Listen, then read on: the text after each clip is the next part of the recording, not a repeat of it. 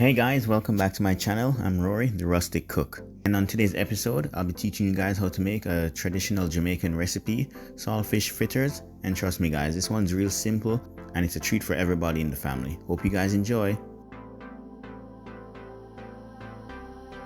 Please remember to like, share, and subscribe. Bye.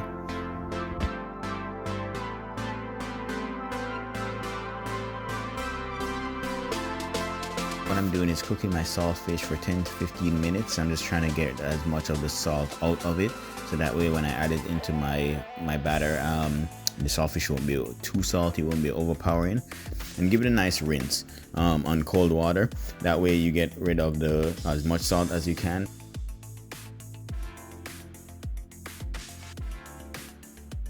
Basically, what you're trying to look for when it comes to the batter, you want to make sure that it's lump free and it's very smooth, but I don't like it too runny and I don't want it too thick, you know what I mean? So you can always adjust as you go along, and you can always play along with it in terms of fry one or two, make a little demo, try them, and you can see basically how you like it.